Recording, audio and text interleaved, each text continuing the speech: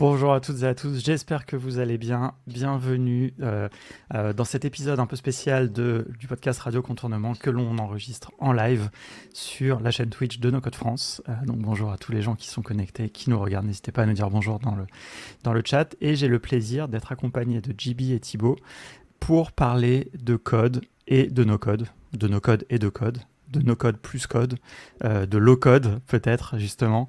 Voilà, donc il y a plein de sujets à aborder. Ce qu'on va faire, c'est que dans un premier temps, on va un petit peu se concentrer sur la discussion pour défricher un petit peu le sujet. Et ensuite, on prendra aussi toutes les questions dans le chat, etc. Donc n'hésitez pas si vous avez des questions. Désolé si on n'y répond pas tout de suite, mais on prendra le temps de faire ça. Ce que je vous propose pour commencer, c'est de vous présenter. Peut-être toi en premier, JB, parce qu'on ne te connaît pas forcément très bien. Alors, tu as une grosse audience sur Twitter et peut-être sur d'autres réseaux, mais peut-être que les gens de la communauté de No Code France ne te connaissent pas encore. Est-ce que tu peux nous dire un petit peu ce que tu fais? Bien sûr, alors déjà bonjour à toutes, bonjour à tous. Déjà c'est un grand plaisir pour moi d'être présent sur ce live aujourd'hui. Et pour me présenter rapidement, donc moi je suis développeur depuis maintenant 10 ans. Il faut savoir que quand je me suis lancé dans le développement, c'était pas forcément par passion, c'était vraiment par contrainte. Parce qu'en fait, très tôt, j'ai voulu lancer des idées dans le monde des applications. Malheureusement, j'avais pas les compétences pour le faire. Et à l'époque, en 2013, il n'y avait pas vraiment de question de no-code, il fallait apprendre à coder. Donc, je suis allé sur le site Open Classroom, le site du zéro, qui est aujourd'hui Open Classroom, et j'ai vraiment appris en autodidacte, et ce qui fait que depuis maintenant 10 ans, aujourd'hui, je suis développeur. J'ai lancé plein de projets d'applications web et mobile durant ces 10 ans.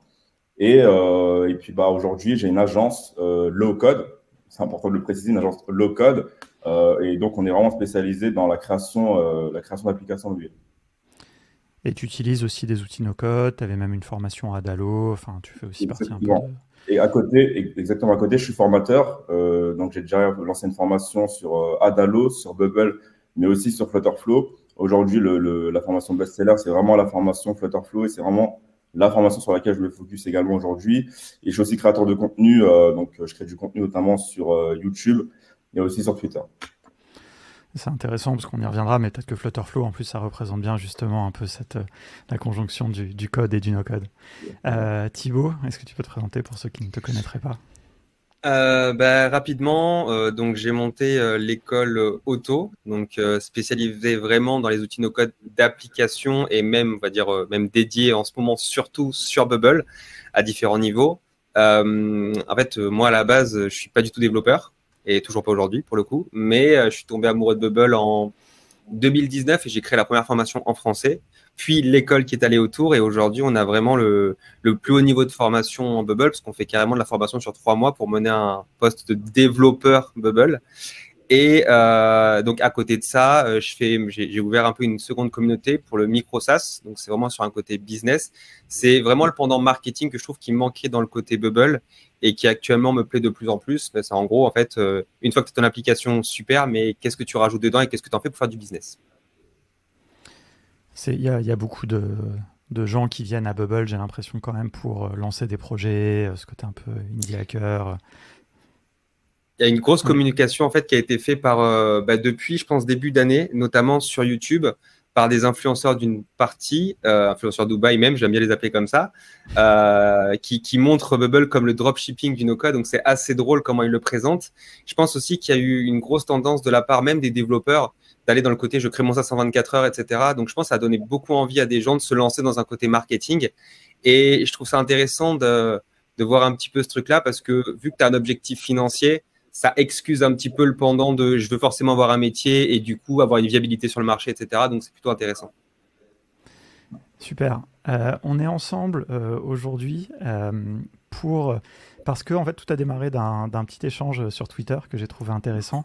Donc en fait on a notre ami Victor qu'on salue au passage, qui est très très actif sur Twitter, qui avait posté un petit message qui disait que c'est un no-codeur depuis pas mal de temps, il n'a pas du tout de background technique et il disait qu'il avait appris, qu'il était en train d'apprendre à coder. Et du coup, JB, toi, tu as retweeté ça avec un petit commentaire. Est-ce que tu veux nous dire déjà un petit peu, toi, le point de départ, et puis comme ça, après, on verra la réaction qu'a eu Thibaut par rapport à ça. Mais toi, un petit peu, quel était, tu vois, quand tu as vu ça, qu'est-ce qui t'a... Ouais, bah le point de départ, c'est que Victor, ça fait longtemps d'ailleurs que je le suis sur Twitter. Et puis lui, il lance justement des applications. Il s'était mis au no-code. Le problème, c'est que il s'est senti limité. En général, quand tu crées un SaaS, par exemple, forcément, tu as beaucoup de fonctionnalités. Parfois, c'est extrêmement complexe. Et malheureusement, aujourd'hui, en no-code, on ne peut pas tout faire. Et en fait, lui, ce qu'il a ressenti vraiment, c'est de la frustration. De se dire, en fait, voilà, c'est bien, je lance mon SaaS, mais il y a des fonctionnalités que je ne peux pas forcément coder. Et du coup, il s'est dit, je vais me lancer en code. Comme ça, moi, je vais pouvoir avoir un contrôle total sur ce que je fais et je vais pouvoir développer absolument toutes les fonctionnalités. Donc, tout ça, en fait, ça part vraiment d'une frustration de sa part. Et moi, je l'ai félicité, en fait, parce que moi, de base, je suis développeur et je suis pas vraiment je suis pas extrême. C'est pas no code ou code. C'est vraiment, écoute, fais en fonction de tes besoins. Et lui, son besoin, c'est que, voilà, il se sentait frustré, il avait envie de créer de nouvelles fonctionnalités. Part sur du code, félicitations, c'est très bien. Et j'invite toutes les personnes à, pourquoi pas, tester le code pour voir si ça leur plaît. Et si ça leur plaît, ça leur ouvrira encore plus de voies. Ouais, c'est un peu ce que tu disais dans ton tweet. Effectivement, ce qui est important, c'est de savoir un peu comment utiliser les deux et dans quel cas de figure. Et dans ton tweet, tu disais un peu que tu voyais ça un peu comme une trend, comme une espèce de tendance, qu'il y avait une majorité de nos codeurs maintenant s'orienter vers le code. Peut-être toi, juste pour directement un peu aller à la question, toi, ta réaction, Thibaut, c'était, je vais lire ton tweet, mais après tu pourras expliquer. J'ai cherché, justement, j'étais en train de chercher, je me dis, mais qu'est-ce que j'ai dit à ce moment-là spécifiquement? Donc toi, ta première réponse, c'était, donc ce n'est pas vraiment apprendre à coder si. Là, c'est point d'interrogation. Point d'interrogation. Ouais, et, non, mais c'était intéressant parce que c'était un petit message un peu laconique. Mais il y a un sujet derrière. Mais justement, du coup, toi, de ton point de vue un peu plus de nos codeurs, c'est quoi? Qu'est-ce que tu voulais dire par là? En fait, en gros, pour moi, tu passes du no-code au code. Il a très bien dit quand il y a une limite. Et ma question, c'est, il y a plusieurs façons de voir une limite. La limite, c'est quand tu as tout essayé et que ça ne marche pas. Et dans ces cas-là, tu dois passer par quelque chose d'autre, une autre techno. Ou alors, tu t'es laissé aller dans des sirènes le no-code est limité, je suis directement passé au code parce que je pense que c'est pas possible. Aujourd'hui, le problème, c'est que c'est un sujet d'expert, c'est-à-dire ce que tu peux pas faire au no-code. Pour le coup, il faut être expert de l'outil en question pour savoir que tu peux pas le faire. Et actuellement, à bout de 5 ans, avoir fait beaucoup de choses dessus, je n'ai toujours pas trouvé de limite.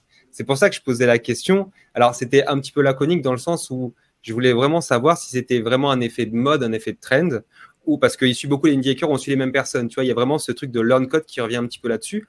Ou alors, c'est à l'inverse, c'est-à-dire, est-ce qu'il y avait vraiment une limite qui était insurmontable et il est passé dessus, quoi? Moi, je pense déjà que pour la limite, pour moi, justement, aujourd'hui, tu as des outils low-code. Bubble, c'est un outil low-code, si je ne me trompe pas aujourd'hui. Tu peux rajouter du code. Tu peux rajouter oui, mais ça, il faudra définir ce que c'est le low-code. Tu vois, pour moi, low-code, il y a vraiment une côté nécessaire d'utiliser du code à l'intérieur en petite partie, alors que pour moi, un outil no-code, il n'y en a pas besoin. Et pour moi, Bubble, je pense que c'est présenté comme un outil low-code pour vraiment avoir ce sujet il y a une courbe d'apprentissage, mais en réalité, tu peux ne pas du tout utiliser du code pour utiliser Bubble et ça fonctionne aussi. C'est pas comme, par exemple, il y a un outil qui s'appelle Wappler, je ne sais plus s'il existe encore, mais à l'époque, c'était ça, c'est-à-dire que c'était un peu l'équivalent de Bubble, sauf que toute la partie hébergement, elle était à coder et il fallait vraiment savoir ça. Et c'était vraiment les 5 à 10% où les gens ils étaient en mode, en fait, on fait comment si on ne sait pas coder? C'était vraiment ça. Mais je pense vraiment que les gens, tu vois, ils en ont marre de faire du bricolage. Parce que, honnêtement, moi, je vois ça comme du bricolage. Si tu es sur Bubble et que, tac, tu vas chercher un plugin par-ci, un plugin par-là, un autre plugin par-là. Et après, tu te rends compte que, vas-y, je sais pas ce que c'est une API. Je vais apprendre à créer une API. En fait, les gens se disent, autant que j'apprenne à coder, ce sera déjà beaucoup plus simple pour moi. Et puis, au moins, j'aurai un package complet et je saurai exactement comment créer une application de A à Z, tu vois. Et moi, je pense vraiment qu'avec Bubble, tu es limité en no-code. Tu es limité. Je pense que tu auras forcément une limite. Alors moi, j'ai essayé. C'était mon premier sujet, c'est-à-dire que quand j'ai vu les limites de Bubble, quand j'ai eu les limites de Bubble dans le sens où j'avais des trucs que je ne savais pas faire, je suis allé directement, tu vois, c'est tout bête, mais le plugin n'existait pas, je devais faire mes calls API. Je devais globalement apprendre du JSON pour comprendre ça. Le niveau d'information pour apprendre du JSON quand on ne vient pas de ce monde-là, c'est un enfer, littéralement. Et d'ailleurs, je suis arrivé sans avoir besoin de faire ça, je suis arrivé à résoudre mon problème. Tout simplement, j'avais posé la question à un moment, je crois que c'était même Lucien qui m'avait répondu en mode, en fait, non, tu peux faire ça comme ça et c'est très simple. C'est juste qu'aujourd'hui, pour moi, c'était limité sur Bubble. Je pense que je peux allez, je ne l'ai jamais rencontré, mais à part si tu as vraiment besoin d'un truc très spécifique, je peux le faire en no-code. Sur Bubble, quasiment tout faire, même si effectivement, je suis d'accord avec toi, il y a des fois, tu vas rajouter des plugins. Mais est-ce que c'est du bricolage? Je ne suis pas d'accord. Aujourd'hui, pour moi, ce n'est pas du bricolage d'utiliser un plugin qui est fait pour, parce que le plugin à l'intérieur, c'est du code. C'est juste que tu rajoutes une interface supplémentaire, un élément supplémentaire. Si tu peux le faire tout seul, très bien. Mais aujourd'hui, je ne vois pas pourquoi ce serait du bricolage. Enfin, il faudrait peut-être remettre aussi dans le contexte. Aujourd'hui, je ne dis pas un mec qui fait du no-code et qui veut avoir un métier et qui veut travailler dedans et qui ne sait pas créer un plugin par lui-même, qui ne sait pas faire ses propres call API, c'est un autre sujet. Mais quelqu'un qui veut créer ses propres produits, je ne vois pas le sujet du bricolage. On s'en fiche. Alors, attention, ouais, bon, là, on rentre sur un autre sujet encore. C'est que, bon, on a deux types de développeurs. Enfin, on a les développeurs qui veulent créer des produits pour eux-mêmes. Enfin, c'est pas vraiment des développeurs, c'est des personnes qui veulent créer des produits pour eux-mêmes parce qu'ils veulent lancer. Ouais, des indie makers, indie hackers, tu vois, comme ça, ouais. Pour ça, pour moi, il n'y a absolument aucun problème. Ils n'ont pas forcément besoin d'apprendre à coder. Hein. Tu vois, en général, ça va être une seule idée. Allez, ils vont essayer de lancer une deuxième idée, troisième idée, grand max. Et ils vont pouvoir réussir à le faire en no-code. Et même dans tous les cas, ils vont pouvoir lancer un MVP. C'est déjà extrêmement bien. Bon, par contre, si on parle de personnes qui vendent des prestations de services, je déconseille totalement de ne pas apprendre à coder. Parce qu'au final, tu vas avoir des clients qui vont arriver avec un cahier des charges, avec des fonctionnalités. Et en fait, si tu ne sais pas coder, tu seras forcément limité.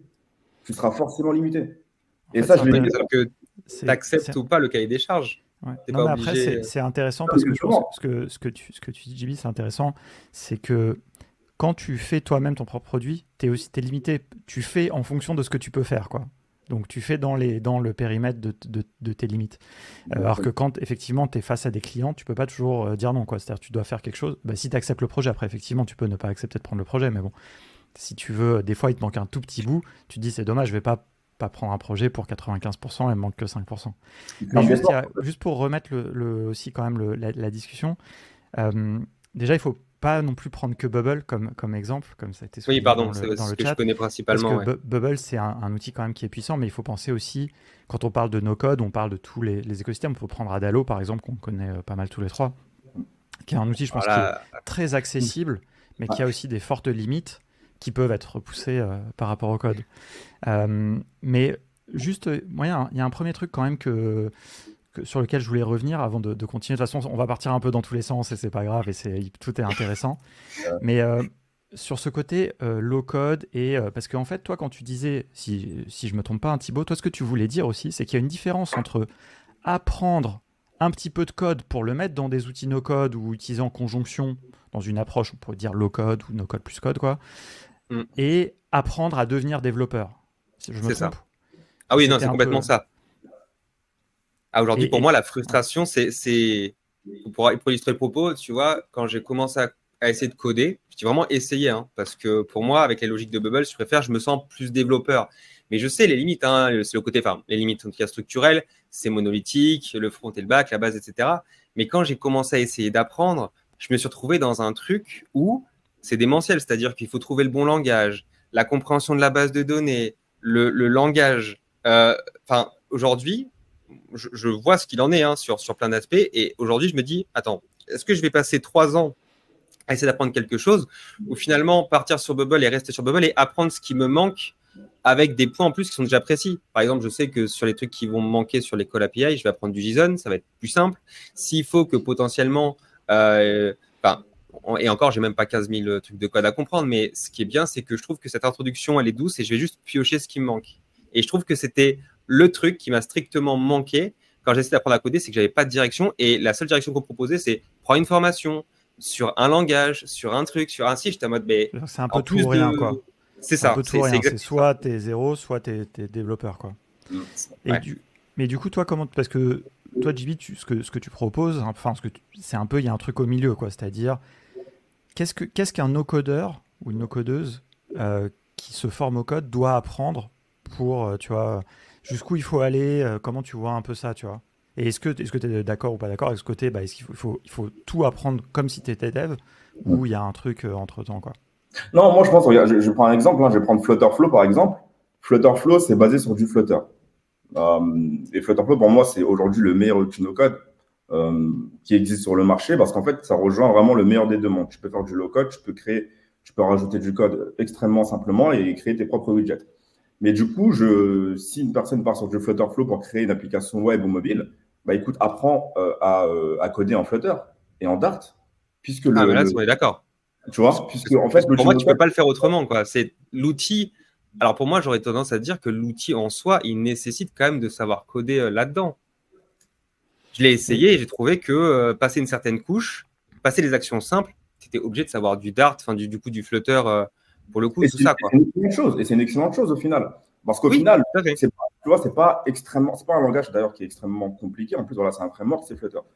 Et justement, ça, encore une fois, si tu es prestataire de service, ça te permet déjà de mettre un pied dans le monde du code et derrière de pouvoir proposer absolument tous les services que tu veux. C'est-à-dire que si un client vient et qu'il te demande, voilà, il vient avec ton cahier des charges et qu'il a des fonctionnalités, derrière, tu peux les développer et tu te fermes aucune porte. Et c'est ça que j'adore avec Flutterflow, justement. Et c'est aussi cette possibilité, en fait, d'être propriétaire du code.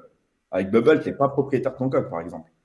Ouais, ça, c'est un autre débat. Ça va être un autre débat. Ouais. On va mettre beaucoup de temps. On pourra discuter un peu aussi des avantages aussi des différentes approches. Mais du coup, est-ce que moi la question que je me pose, c'est un truc auquel je réfléchis même d'un point de vue de faire une formation autour de ça, c'est est-ce qu'il faut être un développeur Flutter pour pouvoir utiliser Flutterflow, ou est-ce que tu peux être un no-codeur qui découvre Flutter en même temps que tu utilises Flutterflow? Non, ça, c'est vraiment une question candide parce que j'ai jamais utilisé. Tu peux être un no-codeur sans forcément connaître Flutter et commencer à utiliser Flutterflow. Parce que le Flutter au final, tu vas commencer à coder en Dart seulement si tu te sens limité sur Flutterflow. Seulement si tu as besoin de rajouter des fonctionnalités en plus. Tu vois, en gros, les widgets pour Flutterflow, c'est les plugins pour Bubble. Tu vois, sauf que là, tu es obligé de les coder au final. Mais il y a des widgets qui sont déjà pré-codés que tu peux utiliser. Donc, c'est des plugins en fait déjà existants. Mais si tu veux Pardon ? Si ça a le même fonctionnement, du coup, tu viens de le dire. Enfin, pour moi, tu viens exactement de dire ça. C'est aujourd'hui, tu peux utiliser ça, tu peux te débrouiller. Et au bout d'un moment, si tu as besoin d'étendre les fonctionnalités, tu peux aller chercher à coder. C'est exactement pareil sur Bubble. Je pense qu'on est d'accord dans ce fond-là. Mais effectivement, pour moi, tu viens de le dire. Après, on est d'accord, Flutterflow, la structure de Flutterflow est un peu plus particulière. Je trouve qu'elle est plus tournée, je pense, à apprentissage technique. Enfin, j'ai eu des gens qui étaient vraiment bloqués par rapport à ça. Mais le fond du truc, tu viens de le dire sur la partie développeur, développeur dans un cadre freelance, dans un cadre prestation. Pour moi, aujourd'hui, tu es d'accord que si tu es débutant sur Flutter, même si tu as la capacité de faire des choses en code, de un, tu sais pas tout, donc tu as forcément un sujet d'inconnu dans Flutterflow, donc tu as forcément des fonctionnalités que tu ne pourras pas scoper, parce que c'est ça, hein, c'est le sujet du freelance. Et pour moi, pourquoi il n'en serait pas de même avec Bubble? C'est-à-dire qu'il y a des inconnus que tu pourras corriger. Moi, je pars toujours du principe que le client n'est pas quelqu'un de technique. Donc, ce qu'il veut, c'est aussi une part de fantasme. C'est à toi, en tant que freelance, de savoir scoper le projet, de savoir lui apporter des solutions qui ne sont pas forcément pertinentes pour son projet. Et aussi, parfois, quand c'est quelque chose de trop technique, tu le sais dès le début du projet. Je veux dire, dans la fonctionnalité, dans l'aboutissement, tu peux lui proposer une alternative. Mais globalement, tu peux aller te faire conseiller aussi, mais je prendrai jamais un projet qui me dira, voilà, je veux me connecter avec de l'IoT, tu vois, en direct. Sur Bubble, ça aurait pas de sens. Mais ça veut dire que les trois quarts des choses, je peux faire, quoi. Une petite question, Thibaut. De ton expérience à toi, justement, des nombreuses personnes que tu as formées à Bubble, combien, tu sais à peu près, tu vois, se sont mis au code ou ont eu besoin du code? Et en proportion, est-ce que tu dirais que y en a plein qui sont freelance et qui n'ont pas appris le code et qui arrivent quand même à se débrouiller, quoi? La majorité n'a pas appris le code et continue à se débrouiller. Pour moi, Victor, ça fait partie des exceptions. La plupart des gens qui, pour moi, et c'est marrant, alors, j'ai plutôt le cas inverse, tu vois, des personnes qui étaient en code qui sont passées à Bubble. J'ai plus ça que je connais. En sortie, pour le coup, j'ai pas eu de cas qui m'ont vraiment démontré le besoin. Alors, peut-être, attention, hein, j'ai peut-être pas les gens qui sont venus me le dire, tu vois, parce que peut-être que j'ai une position qui fait que les gens m'en parlent pas. Mais là où j'ai vu vraiment la limite, tu vois, c'était sur d'autres outils.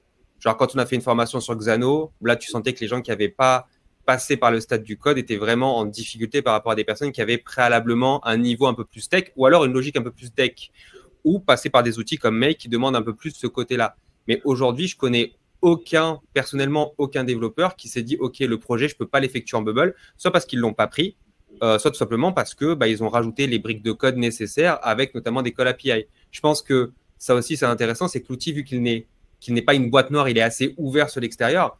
Enfin, moi, aujourd'hui, je fais du Canvas, c'est-à-dire des éléments visuels grâce à un plugin qui utilise du Canvas.js ou un truc comme ça, je crois, c'est ça le nom. Et donc, à chaque fois, je suis en mode… Enfin, je bug en me disant, il y a des mecs qui font des trucs sur Bubble que je ne pensais même pas possible il y a un an. Et quand je le montre aux autres, je pense que ça repousse aussi les limites. Donc, je pense que les limites, elles sont dynamiques aussi. Après, attention, juste une limite, je suis d'accord avec vous sur un sujet.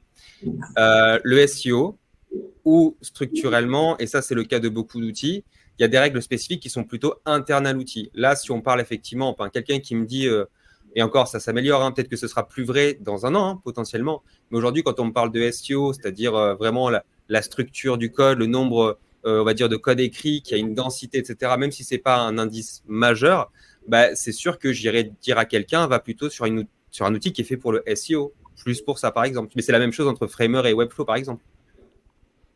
Ouais. Mais après, moi, je te dis la vérité, hein, Bubble, pendant un très long moment, je l'ai défendu, mais aujourd'hui, je ne le défends plus autant parce que j'ai eu tellement de personnes qui ont été déçues par cet outil, qui sont venues me voir. Moi, je te parle vraiment en tant que prestataire de service, des personnes qui sont passées par des freelances pour créer leur application web et qui sont venues me voir en me disant, mais en fait, non, au final, je pars du principe que je ne veux plus forcément partir sur un outil comme Bubble et je préfère partir sur un outil, je veux avoir beaucoup plus de liberté pour développer des fonctionnalités. Donc, en fait, à un moment, ils sont forcément sentis limités. J'entends en fait que toi, tu sens que tu n'as aucune limite sur Bubble, mais moi, en tout cas, de ce que j'ai pu voir et entendre, il y a énormément de personnes qui rencontrent des limites sur Bubble. Mais ça, c'est intéressant. En création de SaaS. Là, on parle vraiment. Mais tu vois, déçu par rapport à quel point? Parce que là, si tu me parles de personnes… Bah alors, du coup, c'est deux choses différentes. Du coup, j'ai du mal à comprendre. Là, tu parles de personnes qui ont fait de la prestation auprès de quelqu'un et qui se sont retrouvées limitées derrière parce que la prestation a été mal effectuée ou qui n'arrivent pas à faire reprendre le projet, ou c'est quoi? C'est eux-mêmes? Je parle de clients qui sont passés par des freelances qui leur ont créé donc une plateforme, donc une vraie application, mais au final, ils ont été limités en termes de création de fonctionnalités. Donc, au final, ils se sont sentis bloqués au niveau de la création de leur application. Et ça, forcément… Mais est-ce que ça… Ouais, mais tu es d'accord, est-ce que ça, c'est la problématique du côté freelance et du niveau du freelance? On ne va pas se mentir, il y a un problème de freelance aujourd'hui. Et attention, j'assume, hein, on en est en partie responsable. Beaucoup trop de personnes aujourd'hui dans le marché du no-code, et je pense que Bubble ne fait pas exception à beaucoup d'autres technos, hein, comme le code ou autre, il y a beaucoup de freelances qui n'ont pas le niveau en réalité pour être freelance officiellement. Il y a beaucoup de gens… Et le pire, c'est que les formations, il y a un jeu de concurrence aussi qui se fait. Actuellement, je vois des formations qui sont en 10 jours sur Bubble pour un niveau développeur, où moi, je prends un niveau développeur en 3 mois. Et même en 3 mois, il faut se le dire, tu as une expertise assez élevée pour commencer vraiment à te débrouiller par toi-même, mais tu n'as pas une expérience qui justifie que tu sois freelance à temps plein sans te faire aider ou sans avoir de personnes qui puissent te faire un backup technique. Et aujourd'hui, il y a des personnes, 10 jours de Bubble, tu dis, je prends mes premiers projets. C'est normal que ce soit catastrophique parce qu'elles font n'importe quoi au niveau des clients, déjà. Et le client, qu'est-ce qu'il a comme écho? Il te dit, ce Bubble, c'est limité. Moi, j'ai vu beaucoup de projets que je reprends derrière où ce n'est pas le freelance. C'est pas Bubble qui était limité, c'était le freelance qui était limité. Enfin, désolé de le dire de manière crue, mais le freelance, il faisait n'importe quoi. Il dit au client, ouais, c'est pas moi, c'est Bubble. Ah ouais, non, mais c'est pas toi. Hein. Mais c'est vrai. C'est important de le dire, et notamment de la part de quelqu'un qui vend des formations. C'est bien d'être transparent là-dessus. Moi, j'ajouterais juste un petit truc aussi, auquel je pense qu'on est tous assez sensibles, c'est le côté, je trouve qu'il y a beaucoup trop de no-codeurs et de no-codeuses qui se forment pas assez aussi sur la question de la méthodologie, parce que la technique, c'est une chose. C'est pas mal la question de cette discussion, mais il y a aussi un aspect, il y a des freelances qui sont pas assez bons juste parce qu'ils comprennent pas bien le besoin du client, ils savent pas cadrer les projets, enfin, ils ont pas tout ce truc-là qui est plus un peu, le côté un peu produit, mais voilà, ça c'est un peu une petite aparté. Mais ouais, sur la partie technique, je trouve ça assez intéressant. Il y a plein de discussions, mais juste il y a un truc qui m'intéresse quand même de creuser un peu, c'est le côté aussi des développeurs qui se mettent au no-code, qui utilisent les outils no-code. Ouais. Est-ce que vous, de ce que vous avez vu, qu'est-ce que vous diriez? Est-ce que c'est plus facile pour des développeurs ou pas? Parce que c'est un truc que vous n'avez pas forcément dit, qui n'était pas vraiment dans le fil Twitter, mais qu'on entend des fois et que j'aimerais un peu démystifier, c'est ce côté, oui, les développeurs, ça fait toujours des bons no-codeurs, quoi. Qu'est-ce que vous en pensez? Peut-être tu vois, je te laisse commencer. Alors, moi, d'attention dans le contexte de Bubble, je précise vraiment, c'est important. Bubble est un outil particulier, tu l'as dit, Alex. Je pense que c'est un outil qui a réinventé une logique à soi et c'est d'un côté ce qui fait qu'on reste chez lui, mais de l'autre côté ce qui fait que quand tu viens du code, tu es perdu. Et il y a certaines personnes qui partent finalement de plus grandes difficultés en démarrant parce qu'ils ont fait du code et parce qu'ils ont des logiques spécifiques. Je précise aussi, attention, je ne parle pas de développeurs chevronnés. Parfois, enfin souvent, attention, ceux qui galèrent le plus, ce n'est pas des développeurs chevronnés. Et c'est là on va arriver aussi sur un sujet un petit peu polémique. C'est le développeur d'écoles qui ont fait de la formation rapide et que ce sont des développeurs qui ne sont pas développeurs en tant que tels sur le marché. C'est des personnes qui finalement sont... Voilà, développeur, même si pour moi, le mot junior est peut-être un peu galvaudé parce que le mot junior n'est que, on a fait une formation courte et c'est tout. Est-ce que c'est vraiment ça, développeur junior? Je suis pas sûr. Mais aujourd'hui, c'est des personnes qui ont une logique finalement et qui se sont marbrées là-dedans, qui n'ont pas eu de réflexion autour de ça et que du coup cherchent à reproduire ce qu'ils ont vu en code dans un outil sans comprendre l'outil. Et ce qui fait qu'ils s'en sortent pas alors qu'en code, je dis pas qu'ils s'en sortent, qu'ils sont brillants, mais ils ont une logique qui leur a mis 2 ans à arriver. Mais le problème, c'est que derrière, quand ils arrivent sur Bubble, ouais, ils remontent de loin parce que les mecs, ils essayent de faire quelque chose, ils s'énervent et plutôt que de se dire, OK, on enlève le formatage, on laisse faire la formation et l'outil, ils sont butés et ils veulent absolument reproduire des choses et ils te disent d'ailleurs, ouais, je comprends pas, une fonctionnalité, ça prend 2 lignes de code sur Bubble, je comprends pas, ça marche pas, je m'énerve dessus, j'arrête. D'accord. Donc, c'est ça aussi qui est compliqué, c'est le formatage que tu as dans le côté code en fait. Ouais. Moi, bah après, toi, c'est ta vision par rapport à Bubble et je la partage, pas de souci. Par contre, si on parle d'un autre outil qui est Flutterflow, je peux t'assurer que les développeurs sont toujours meilleurs qu'un simple no-codeur. Pourquoi? Parce qu'en fait, utiliser Flutterflow, ça demande de vraiment comprendre la structure et tu pars vraiment avec un mindset de développeur. Tu vois, en termes de structure d'application mobile, tu pars avec ce mindset-là. Donc, c'est pour ça, en fait, que, bon, déjà, quand tu es un développeur, tu vas utiliser Flutterflow, la courbe d'apprentissage, elle sera toujours largement meilleure qu'une personne qui est no-codeur, qui arrive et qui va devoir tout réapprendre. Parce qu'il va devoir apprendre énormément de notions de développement. Tu vois. Donc, pour moi, si on parle de Flutterflow, les codeurs sont toujours meilleurs que les no-codeurs. Mais je pense que c'est pareil. Sur un outil comme Adalo, par exemple, que tu as vu, parce que justement, si on sort un peu, si on part sur des outils un peu plus accessibles, toi, je sais pas, de toute façon, vous formez tous les deux à Adalo d'ailleurs, mais est-ce que là-dessus, par exemple, si on prend un autre exemple, est-ce que vous avez observé que les développeurs utilisaient plus ou moins bien ou ça changeait rien? Là, c'est différent, tu vois. Adalo, par exemple, je trouve que les développeurs ne sont pas forcément meilleurs que les no-codeurs. Pour une plateforme comme ça, au final, bah, ils ont leur propre tu vois, moyen de créer des applications et au final, quand tu arrives sur Adalo, que tu sois codeur ou no-codeur, tu apprends très rapidement. Et au final, c'est la même chose pour tout le monde. Tu n'as pas besoin d'apprendre des notions de développeur, en tout cas, pas énormément de notions. C'est très simple à prendre en main. Je pense que tu as aussi peut-être l'idée de l'outil en question et comment il a été fait. Tu vois, aujourd'hui, Adalo comme Bubble sont partis du principe que leur utilisateur n'avait aucune connaissance en code. Pour moi, WeWeb comme Flutterflow, alors Flutterflow encore plus parce que Flutter à la base, c'était vraiment du pur code. Et ils ont fait un outil où vraiment c'était d'ailleurs leur headline au début, c'était permettre à des développeurs d'aller plus vite dans la construction. Et finalement, par extension, c'est devenu quelque chose de no-code, low-code. D'ailleurs, c'est devenu aussi un terme un peu trendy, le low-code, le no-code, pour attirer des gens et un petit peu mixer un peu le truc avec du marketing. Je pense que WeWeb, c'était un peu la même chose. Je voyais les premiers tutos de leur team et tu sens qu'il y a un background de code parce que les termes sont plus difficiles quand tu viens pas de là. Et j'ai l'impression que la cible en elle-même, c'est plutôt des développeurs qui veulent aller plus vite, tu vois. Ouais, c'est vrai que ça dépend de la cible aussi pour les no-code. Mais je pense que c'est important, si je résume un peu ce que vous dites, parce que je trouve que c'est important de le dire aussi à une audience où il y a, j'imagine, quand même pas mal de no-codeurs. Il y a aussi des devs, là, je vois dans le chat, on va en parler après. Mais c'est important de dire, parce qu'il y a aussi des fois une inhibition, je trouve, dans la communauté no-code, de gens, un peu un espèce de sentiment d'infériorité par rapport aux devs et tout. Et je trouve que des fois, c'est dommage, parce que sur certains outils, ça fait pas de différence, comme vous le dites, sur les outils plus ou moins accessibles, etc. Par contre, effectivement, toute cette catégorie d'outils que, bon, je sais pas forcément comment nommer, Flutter, WeWeb, Xano, etc., ces outils un peu, et même tous ceux un peu open source, AppSmith, BuddyBase, etc. Bon, là, je pense qu'on sera d'accord que, comme vous dites déjà, ils s'adressent peut-être d'abord en réalité à des développeurs pour leur permettre d'accélérer le développement, quoi. Et ça, en fait, c'est un mouvement qui existe depuis un moment, le RAD, etc., de vraiment essayer d'aider les devs à développer plus vite. Mais en faisant ça, ils se situent un peu au milieu et donc ils donnent aussi la chance à des no-codeurs et des no-codeuses peut-être d'accéder aussi à ces outils en se formant un minimum sur certains concepts techniques. Moi, j'aimerais avoir votre avis sur un truc. Il y a un truc, c'est le code. Je trouve, là, on parle beaucoup du code, donc vraiment écrire du code dans un langage, etc.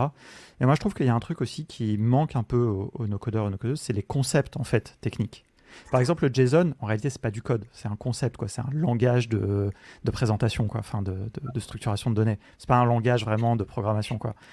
Les API, les bases de données relationnelles, back-end, Il vient de péter front-end. le peu de trucs que j'avais en code, quoi. Non, mais c'est pas pour. C'est juste pour. Non, mais après, moi, je suis un peu dev, donc aussi, des fois, j'ai un peu une espèce de rigueur un peu exagérée, mais voilà, ce genre de choses. Et je sais pas, qu'est-ce que vous diriez, vous, votre ressenti un peu sur qu'est-ce que les no-codeurs, justement, doivent apprendre pour essayer de monter un peu en niveau. Je sais pas, l'un comme l'autre, vous allez avoir une vision, justement, un peu. Vas-y, JB, commence. Je pense que. Je pense que, c'est les bases, hein, la structure d'une application. Déjà, rien que ça, la structure d'une application, comment est-ce qu'on la construit? Pour moi, déjà, c'est la base. Que tu sois codeur ou no codeur, c'est extrêmement important de savoir ce qu'est une base de données, comment utiliser une API. La notion d'API, c'est présent absolument dans quasiment tous les outils no code. La notion de JSON, la notion de quand tu utilises une API, tu utilises parfois du curl. Toutes ces notions, il faut les connaître. Et quand tu es développeur, en général, tu arrives, tu connais déjà tout ça. Quand tu es codeur et que tu arrives sur JBubble, par exemple, tu n'as pas besoin de réapprendre tout ça. C'est pour ça que la courbe d'apprentissage, comme je le dis, elle est largement meilleure pour un développeur. Et donc, moi, je rebondis sur ce que tu dis, mais c'est vrai que j'ajouterais les développeurs qui ont une certaine expérience. Parce que tu vois, par exemple, tu cites curl. Je pense qu'il y a pas mal de gens qui ne savent pas parler, par exemple. Il y a plein, moi, je me souviens que je travaillais à Simplon. Il y a plein de gens qui sortaient de nos formations. Ils ne savaient pas ce que c'était. Et je trouvais ça hyper grave. Moi, je ne travaille pas dans la formation en tant que telle. Et c'est vrai que les bootcamps, tous ces bootcamps qui ont formé des devs à la chaîne, il faut aussi vraiment. C'est un autre débat. Mais c'est on fait une autre conférence si tu veux, parce que. Ouais, non, mais bon. Mais voilà, mais c'est. En tout cas, tout ça pour dire que pour les no-codeurs et no-codeuses, il y a la possibilité de rattraper ça. C'est ça que je veux dire. Il ne faut pas se dire que les bootcamps de dev, et on a des gens là qui sont là, qui nous regardent, qui suivent des bootcamps de dev, et peuvent éventuellement témoigner de ce qu'ils apprennent par rapport à ce qu'ils ont appris aussi dans le no-code, quoi. Je pense aussi qu'il y a un truc que je trouve hyper intéressant, c'est que sur Bubble, c'est très progressif. C'est-à-dire que je vois. Enfin, alors, je ne sais pas s'ils ont fait exprès, je me pose toujours la question. C'est vu que tu es dans une logique très particulière qui est pas. En fait, c'est avec une abstraction autour du code, mais qui n'est pas vraiment. Parce que finalement, quand tu regardes et quand tu deviens codeur, enfin, quand tu es codeur à la base, tu ne t'y retrouves pas. Par contre, ce qui est intéressant, c'est que c'est tellement progressif que tu ne le sens pas venir. Et une fois que tu touches un truc, tu vas aller chercher les termes. Alors que l'API connector, je veux dire, si tu n'en as pas besoin, tu ne vas pas y penser à aller chercher, tu vas commencer par les plugins et ensuite tu vas évoluer. Et je trouve ça plaisant parce qu'effectivement, tu ne te trouves pas confronté à un truc du genre « Ah punaise, il faut que je regarde sur l'écriture de tel truc, il faut que je vérifie la définition pour comprendre la logique. » Et c'est ça que j'aime sur Bubble et c'est vrai que ça t'enferme dans quelque chose, moi qui est très plaisant, hein. Moi je trouve que j'adore ça. Mais c'est vrai que quand tu commences le fait de n'avoir qu'une toute petite lorgnette et que c'est très progressif, pour certaines personnes, c'est pour ça que je te dis l'effet limitant, il vient très très vite sur Bubble parce que tu ne peux pas savoir ce que tu ignores et il y a des trucs où tu t'attends à les avoir dans l'interface. Alors autant te dire que si tu avais tout dans l'interface, déjà que il y a beaucoup de choses et que c'est pas très joli, on va pas se mentir, ça devient très vite très compliqué. Par contre, ce que je trouve intéressant, c'est que tu peux aller piocher au fur et à mesure sur certains termes, tu vois. Et je pense que, je l'ai vu dans le chat tout à l'heure, API, CRUD, JSON, tu vois, le CRUD, c'est tout bête. Alors, nous, je pense même que, même en formation, on ne dit pas le bon terme parce que les élèves, tu sais, ils nomment la page CRUD. C'est vraiment pour le truc de l'enregistrement, alors que ce n'est pas exactement ça. Mais ce qui est bien, c'est que pour la première fois, ils comprennent ce que c'est la permanence de la donnée et un premier sujet de base de données, sachant que ces personnes-là, quand tu leur parles de base de données la première fois, tu en as 3 qui tombent, tu en as 2 qui font un malaise, tu en as un qui panique, tu en as un qui veut arrêter. Parce que les termes techniques, ce sont des personnes qui sortent souvent d'un apprentissage qui est très normé. Là, on leur demande de réfléchir par eux-mêmes, d'arriver à trouver des solutions. Enfin, je veux dire, le no-code, pour moi, c'est que de la réponse à des problèmes via la technique et donc de la résolution de problèmes via le numérique. Ce sont des personnes qui paniquent quand tu leur demandes de réfléchir parfois à des choses qu'elles n'ont pas fait depuis l'école ou qu'elles n'ont jamais eu à faire dans leur métier actuel. Donc forcément, plus tu donnes des termes, plus tu donnes des logiques, plus tu donnes des concepts. Mais je vois ce que tu veux dire, Alex, dans le sujet des concepts. Moi, ce que je trouve intéressant, c'est que finalement, tu apprends les concepts après les avoir pratiqués parce que tu fais l'essai-erreur. Et ce que je trouve intéressant dans le no-code, pour le coup, c'est que ça marche ou ça marche pas. Tu sais, c'est pas un peu le marketing où on ne sait jamais si ça marche ou ça marche pas. Tu sais, là, c'est vrai que ça fonctionne, c'est 1, ça fonctionne pas, c'est 0. Et cette logique-là, je trouve qu'elle te permet de progresser vachement vite. Par contre, effectivement, au bout d'un moment, tu es obligé de te renseigner sur les concepts, sinon ça ne marche pas, quoi.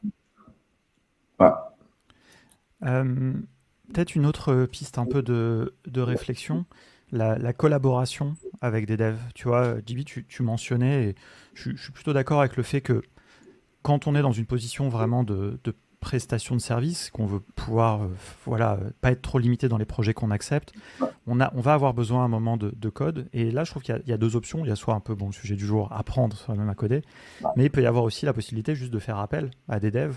Est-ce que toi, tu as un peu pratiqué ça, observé ça, enfin toi-même, tu dev, mais tu vois, est-ce que...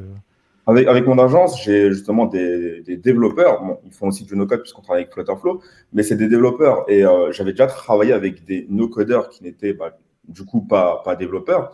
Et en termes de rendu, au niveau de la structure, ça n'a absolument rien à voir. Parce qu'encore une fois, bon là, on parle de Flutterflow, on parle pas de Bubble, mais sur Flutterflow, c'est vraiment obligatoire de savoir vraiment quelle est vraiment la structure d'une application pour vraiment réussir à créer une application qui est fonctionnelle et qui n'est pas buggée ou qui n'est pas ralentie. Parce que cette notion de ralentissement, si elle est importante, c'est pas ce que donnent les applications web sur Bubble aujourd'hui. Mais parfois, tu peux très bien avoir des applications web qui sont buggées parce que les gens ne comprennent pas vraiment la structure d'une application web. Comment l'optimiser pour que ce soit assez rapide en termes de chargement, etc. etc. Donc ouais, aujourd'hui, bien sûr, je trouve encore une fois que sur Flutterflow, les développeurs font de meilleurs no-codeurs. C'est peut-être ça qui est intéressant, c'est est-ce qu'on doit donner une dominante générale ou finalement est-ce qu'on doit le préciser en fonction des outils? Non, tu vois, ça revient un peu sur le sujet. Alors ça, c'est un sujet, alors tu l'avais parlé sur X et c'est hyper intéressant, c'est le mot développeur no-code. S'il y a des gens, genre tu dis développeur no-code, il y a le cerveau, il se fissure. Genre, il y a vraiment un sujet d'ego qui arrive sur le truc. Tu peux pas comparer, moi j'ai fait 2 ans de code, tu peux pas dire, parce que c'est souvent ça, hein, développeur no code, les mots vont pas ensemble, quoi. Mais on m'a insulté pour ça, carrément. On m'a insulté parce que j'ai dit en gros que tu peux dire développeur no code. En fait, développeur, c'est pas à toi le mot, tu vois, tu peux le partager. C'est un développeur no code, il fait du no code, mais il développe des applications. Tu vois, et t'en as vraiment, tu as des développeurs qui sont chevronnés et qui se disent non, en fait, tu peux pas dire développeur. Le mot, il est à nous.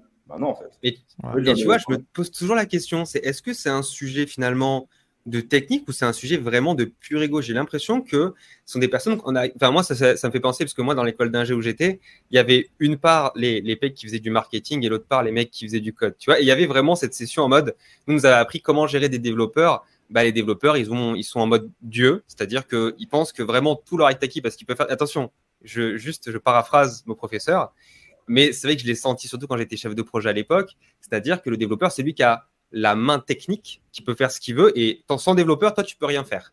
Et il y a un petit peu ce sujet-là aussi qui est dans le même cadre, c'est-à-dire que du moment qu'on marche un peu sur les plates-bandes de la partie, on peut créer des choses, et qu'il y a des mecs en face qui, eux, sont tapés des grandes écoles ou potentiellement des grosses formations. Alors très souvent d'ailleurs, c'est marrant, c'est pas les gens qui sont les plus chevronnés qui nous insultent, c'est plutôt les gens qui sont en parcours de formation et qui sont tout jeunes dans la formation et qui viennent de sortir. Voilà, c'est ça. Et il y a un truc d'ego, genre en mode, tu peux pas dire développeur parce que développeur, c'est du code. Et j'ai l'impression que c'est pas un sujet technique, c'est juste un sujet de statut social. Mais c'est ça. Développeur. Franchement, moi, je suis développeur de base. Et comme je dis, tu vois, j'ai commencé à parler de no-code parce que forcément, tu as des personnes qui ont cette frustration de ne pas pouvoir lancer des applications. Tu vois. Et c'est à ce moment-là, donc c'était en 2021 que j'avais commencé à faire des TikTok pour parler de no-code. Vous imaginez pas le nombre de développeurs qui m'ont insulté. En me disant « Ouais, t'es mort. Vraiment, t'es mort. » C'est un truc de fou de dire « T'es mort. » Donc, dans la tête de ces gens-là, qui sont certains développeurs, je ne mets pas tous les développeurs dans le même panier, pour eux, si tu es un meurtrier et si tu fais du no-code, c'est pareil, c'est la même chose. C'est vraiment la même chose. Non, en fait, aujourd'hui, tu as du no-code, c'est simplement une solution qui te permet de créer des applications. Mais ça ne veut pas dire que les no-codeurs vont te voler ton métier. Parce qu'au final, oui, tu as certains développeurs, je pense qu'ils sont un peu, ils ont un peu peur. Il y a une crainte. Par rapport au développement. C'est comme tout. Mais c'est comme tout, c'est toujours les développeurs, c'est les développeurs souris, c'est les mecs qui sont planqués quelque part et qui finalement, c'est pas les meilleurs très souvent, c'est qu'ils ont peur justement d'être attaqués sur quelque chose où ils se sentent déjà fragiles. Enfin, je veux dire, il y a plein de sujets connexes, mais moi je voulais te poser la question. Du coup, tu as senti, quand tu t'es mis au no-code, bon, alors peut-être sur les communautés, toi, de côté codeur, mais au niveau de tes projets, ça n'a strictement rien changé. Le fait que finalement, tu fasses un petit peu, tu prennes un peu du no-code par rapport à ton activité professionnelle. Au contraire, moi, en tant que. Parce que d'abord, j'étais freelance, bon, aujourd'hui, j'ai mon agence, mais en termes de productivité, c'est incroyable. On est extrêmement. Oui. Parce qu'on fait. En fait, on est vraiment au milieu, on fait du low-code. Tu vois, mais le fait de passer par des outils comme Flutterflow, le développement est extrêmement rapide, en fait. Tu vois, tous les blocs de code déjà existants, bon, on peut déjà les utiliser. Et si on a besoin de rajouter une feature en plus, boum, on rajoute une partie de code. Mais on n'est pas obligé de tout coder de A à Z. Et ça, en termes de productivité, c'est exceptionnel. Je peux prendre un autre exemple. Hein. Bon, depuis tout à l'heure, on parle de Bubble et de Flutterflow. Mais il y a un autre outil qui est exceptionnel pour moi, c'est Shopify. Aujourd'hui, tu as Shopify qui ont standardisé la création de sites e-commerce. Et tu n'as pas besoin de développeurs aujourd'hui pour créer un site e-commerce. Bon, après, tu en as qui vont dire oui, mais tu es limité en no-code. Bon, Gymshark, ils utilisent Shopify. C'est un outil no-code. Une marque comme Gymshark qui font des millions et des millions et qui ont énormément de clients utilisent un outil comme Shopify. Tu ne peux pas vraiment parler de limite aujourd'hui quand tu parles d'outil no-code. Parce qu'au final, ce qui est en arrière-plan, c'est du code. Donc, il n'y a pas vraiment de logique de dire que tu es limité, tu vois, en termes de scaling. Puis c'est pareil, Shopify, ils ont toute un truc de mécanisme d'extension que tu peux coder.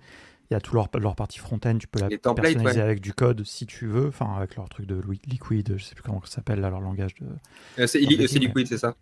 Mais ouais, Shopify, c'est devenu complètement incontournable. Ils ont plié le game du e-commerce, c'est incroyable, quoi, en 10 ans. Ouais. Tu vois, pour moi, c'est un effet que je trouve hyper intéressant, que j'essaie de dessiner, genre de théoriser. C'est un peu l'exemple de WordPress et tu vois, de dire les développeurs, enfin les no-codeurs vont remplacer les développeurs. En fait, ce que je dis, c'est que c'est comme WordPress, ça n'a pas diminué le nombre de développeurs, ça a augmenté le nombre de créateurs et donc augmenté les besoins de ces personnes par rapport à des choses plus importantes potentiellement.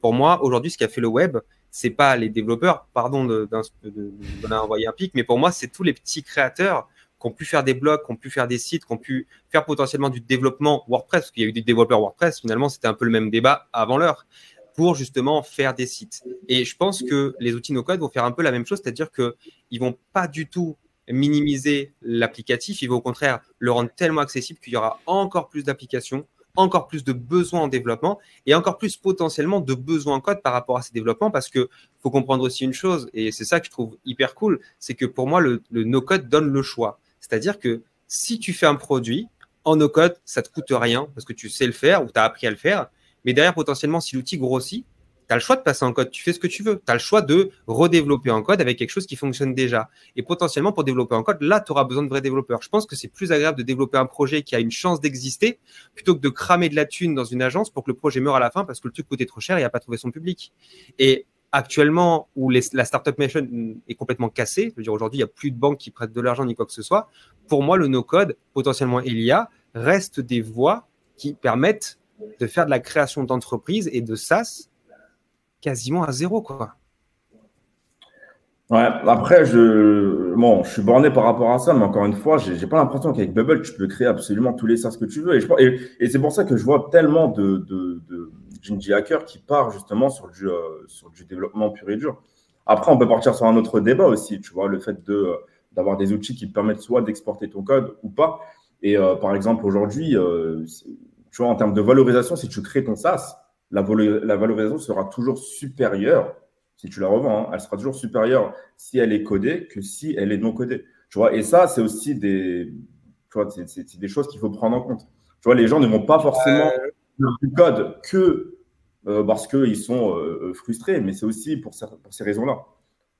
Là, je suis moins d'accord. Closify, 2 millions d'exits. VoicePen, c'est 15 millions d'ARR. C'est 15 000 euros par mois. Enfin, 15 000 dollars par mois. Quel outil autre truc de bot là, c'est 3 millions et c'est fait en bubble. En fait, il y a vraiment beaucoup de sujets où c'est pas vrai. Aujourd'hui, si tu me parles effectivement de 5% des projets qui peuvent pas être faits en SaaS parce qu'ils peuvent pas être faits en no-code, et encore, je pense que pour le coup, j'aurais du mal à savoir qu'est-ce qui peut pas être fait, à part sur les trucs qui seraient beaucoup plus proches d'un SaaS, d'un gros SaaS plutôt que d'un micro SaaS. Pour moi, ça va pas. Enfin, je pense que honnêtement, je peux même te le démontrer que tu peux faire quasiment tous les SaaS du marché que tu veux en bubble, littéralement. Thibaut, si tu es bon, alors, imagine que tu te positionnes en tant qu'acheteur d'un SaaS. Tu es d'accord avec moi, bon, malgré les exemples pardon, que tu m'as donnés, tu es bien d'accord avec moi que si tu es un acheteur d'un SaaS, forcément, tu préféreras que le SaaS soit codé plutôt que no codé. Parce que forcément, déjà, tu es propriétaire du code. Tu es propriétaire du code, alors qu'avec Bubble, tu n'es pas propriétaire. Et ça, Mais c'est aussi... ça dépend ce que tu vas en faire derrière. Si tu as la capacité de développer derrière, pourquoi pas. Mais si tu achètes un outil en code et que tu n'as aucune capacité derrière pour développer, Voilà. c'est le même problème. Aujourd'hui, tu achètes une base client, du marketing, une communauté potentiellement. Tu n'achètes pas que le produit. Donc, Évidemment. pour moi, en fait, aujourd'hui, on est sur des sphères. Et ouais, tu achètes de moins en moins la tech derrière. En réalité, la technique, ouais. Tu vois, Closify, c'est un très bon exemple. Closify, tu vois, le mec il a été racheté 2 millions. Les mecs, ils sont restés en bubble. J'ai plein d'outils comme ça qui font ce move-là, qui sont rachetés. Après, il faut se dire aussi que tu n'es pas sur un marché. Il faut comprendre quand on met, entre guillemets, du marché. Moi, je parle d'un marché américain. Peut-être qu'en France, c'est encore autre chose. Mais le marché américain aujourd'hui, c'était un peu comme les levées de fonds. Tu sais, à un moment, il y a des mecs qui disent oui, on ne peut pas lever de fonds en no-code. Aujourd'hui, enfin, peut-être qu'en France, c'était ça il y a 5 ans. Aujourd'hui, c'est plus tout le cas. Ça évolue et je pense que ça évoluera pareil aussi pour les micro-SaaS. C'est vrai que moi, de ce que je vois un peu sur X, etc., il y a quand même un peu ce truc de valorisation apparemment que les gens remontent que pour l'instant, et je pense que ça va changer parce qu'effectivement, comme vous l'avez dit, hein, tu n'achètes pas forcément que la tech, etc. Donc, ouais, pour l'instant, aujourd'hui, c'est une vérité parce qu'au final, derrière, tu te retrouves avec une dette technique où tu te dis, en fait, bah, potentiellement, il va falloir que je recrée toute la plateforme. Forcément, ça, c'est des choses que tu prends en compte quand tu rachètes une entreprise. C'est un truc qui est un peu irrationnel, qui est vrai dans la tête de la plupart des gens, ce que tu viens de dire. Et je pense que c'est à cause de ça qu'il y a des trucs de valorisation. Mais le code, si tu achètes une base de code qui est dégueulasse ou qui est dans un langage exhaustif, qui est dans un framework inconnu, en fait, c'est pareil. Mais dans la tête des gens, ça fait une différence, c'est vrai. Il y a ce truc, le vendor locking, comme on dit. Tu achètes un produit qui est lié à Bubble. C'est pas pareil que si tu achètes du code qui était voilà, que à toi. Mais bon. Tu rachètes bien du Shopify. C'est pareil, tu rachètes bien, il y a des e-com que tu rachètes bien la techno derrière. C'est standardisé, c'est pas pareil. Shopify, oui, mais en réalité, en termes d'application e-commerce, tu vois. Le focus, quoi. Ouais, voilà. Oui, mais si demain, alors pour l'instant, attention, c'est les standards du marché, mais si demain, tu as de la revente de micro-SaaS en Bubble, je vais créer la marketplace de rachat de micro-SaaS en Bubble, je pense. Mais de toute façon, c'est sûr que si tu rachètes, tu as forcément des mecs pour reprendre la techno derrière. C'est inconcevable que tu rachètes un produit que tu ne peux pas reprendre. Et si c'est du code, les entreprises qui rachètent, elles ont des codeurs pour faire ça, tu vois. Oui, c'est pareil, un truc qui a été mal fait avec Bubble est aussi dur à reprendre qu'un truc qui a été mal fait en code. Ah ouais, c'est pareil. Je vous propose qu'on continue juste parce que c'est intéressant, hein, les micro-SaaS et tout, mais il y a encore deux, trois sujets que je voulais aborder. Ouais. Pour les gens qui nous regardent, il y a eu plein de commentaires super intéressants. N'hésitez pas à poser des questions, on va les prendre un peu maintenant. J'ai un dernier sujet que je voulais aborder et après on va répondre un petit peu aux questions. Il y a des questions très intéressantes comme est-ce que WordPress c'est mort, etc. J'ai hâte d'avoir votre avis là-dessus. Mais moi, ma question va peut-être se tourner un peu vers le futur, enfin vers le présent et le futur, parce qu'on n'a pas encore parlé. Je suis très étonné d'ailleurs qu'après 54 minutes, il n'y a aucun de vous qui ait prononcé le mot IA. Et donc, il faut qu'on parle de ça, évidemment. Je pense que pour moi, l'IA aussi change beaucoup de choses dans ce débat. Je vous le dis un peu, moi, ce que je pense comme ça pour commencer. J'ai pas mal changé d'avis sur le fait de générer du code, etc. Enfin, bon, les gens qui me suivent sur Twitter ont pu voir ça ces derniers temps. Je pose beaucoup de trucs sur Claude, etc., sur la génération de code. Et je trouve qu'il y a un vrai truc aussi qui peut aider pour les no-codeurs, je place toujours du point de vue un peu des no-codeurs et des no-codeuses, à accéder à cette possibilité de faire du code, soit dans le contexte d'un outil no-code, d'un outil low-code comme Flutter, ou peut-être de rajouter du code dans Airtable, des choses comme ça. Donc il y a un truc. Est-ce que c'est accessible pour tout le monde de générer du code par IA? Je ne sais pas vraiment, je suis biaisé parce que moi je suis dev à la base. Voilà, c'est quoi un peu vos sentiments, tout ça? C'est quoi, qu'est-ce qu'amène l'IA là-dedans? Moi, je dirais juste un truc parce que c'est un gros débat que je pose aussi en interne. Je pense que je vais répondre avec une autre peut-être théorie, mais je pense que le futur des outils no-code, ce sera un outil qui part d'IA, qui va créer les blogs grâce à l'IA, peu importe, et qui reprendra le no-code pour être modifiable, mais qu'en fait, globalement, aujourd'hui, tout va passer par l'IA, en tout cas pour les no-codeurs. Je pense que la plupart des choses qui seront complétées passeront par de l'IA, et du coup, effectivement, je suis d'accord avec toi, ça débloque tellement d'aspects. Après, la problématique, c'est juste de comprendre ce que tu fais, de pouvoir le gérer. Et ça, tu l'as dit tout à l'heure, ça passe par le côté concept. Et les parties concept, l'IA peut pas remplacer tout ça dans ta tête et ta logique, tu vois. Aujourd'hui, c'est ça ma limite, c'est-à-dire pour trouver un terme, il faut savoir le chercher. Si tu l'as pas, bah, ça va être compliqué. Ouais. Je suis du même avis dans le sens où j'avais fait une vidéo en 2022, si je ne me trompe pas, en disant que potentiellement, on va arriver à un moment où tu seras sur une plateforme et tu diras donc à l'IA, bah, écoute, crée-moi une plateforme du genre Airbnb et puis tu rajouteras tes détails. Et du coup, l'IA sera capable de te créer l'application avec la structure, etc. Et toi, derrière, bah, tu pourras faire tes modifications. Et au final, ça allait beaucoup plus vite que ce que je l'ai pensé parce que l'IA, l'IA est déjà intégrée sur certains outils no-code comme Flutterflow et aussi sur Bubble, si je ne me trompe pas, ils ont commencé à rajouter de l'IA. Ouais, commencer, hein, tu peux Vraiment commencer, ok. Mais sur Flutterflow, franchement, ouais, sur Flutterflow, c'est intégré. Tu peux lui dire, bah, écoute, crée-moi une page avec telle section et il te la crée. C'est vraiment incroyable. Et aujourd'hui, bah, si tu peux créer des pages avec l'IA, on arrivera à un moment où tu pourras créer des applications complètes. Après, bien entendu, ça demandera quand même de savoir ce qui se passe derrière et potentiellement bah, d'optimiser si besoin. Moi, c'est comme ça que je vois le futur. Ouais, il y a un truc qui est intéressant là en ce moment. Vraiment, j'écris beaucoup de prompts et j'ai beaucoup de discussions avec des IA pour générer du code. Et au début, c'est toujours bien. Et puis après, il commence à y avoir des problèmes. Et en fait, après, tu te rends compte. Genre, hier, j'ai passé 2 heures sur un projet. Bon, j'ai eu une idée comme ça à 22 heures et j'ai pas pu dormir avant de l'avoir terminé, quoi. Et en fait, il y a un moment, il y avait un bug dans le code.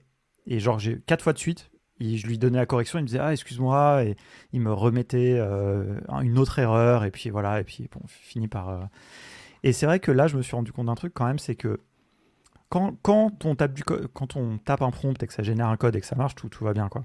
Quand on doit itérer, je trouve que c'est quand même vachement plus agréable d'utiliser sa souris pour déplacer des blocs et faire de la configuration en mode vraiment programmation visuelle comme on dirait, que d'écrire des prompts et réécrire quoi. C'est un peu, on a remplacé le paradigme de taper du code, où on va peut-être, par celui de taper des prompts qui génèrent du code. Mais finalement, c'est une forme de code quelque part.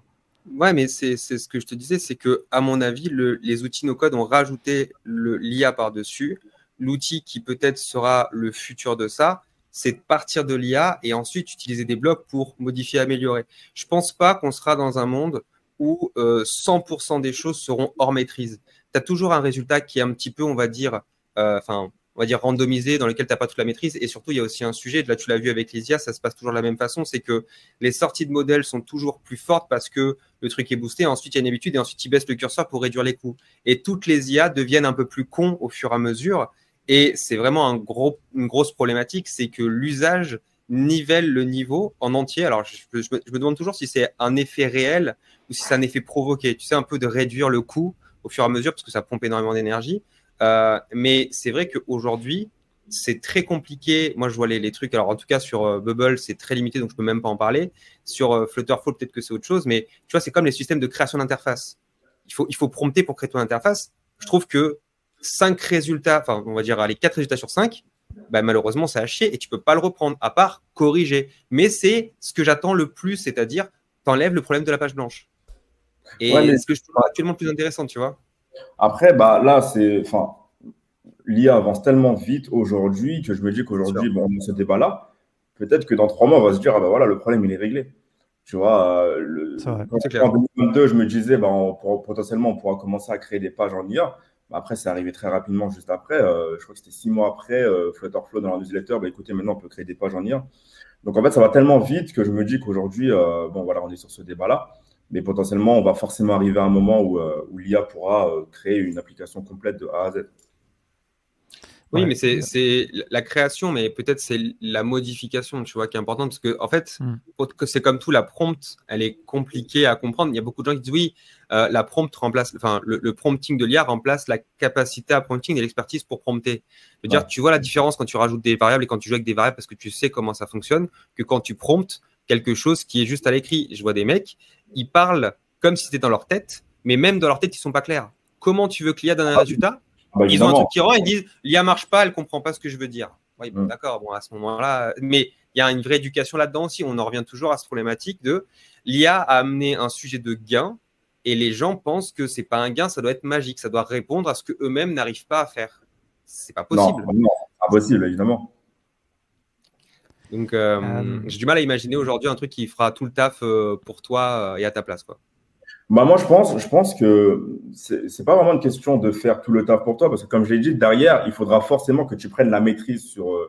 sur ton projet.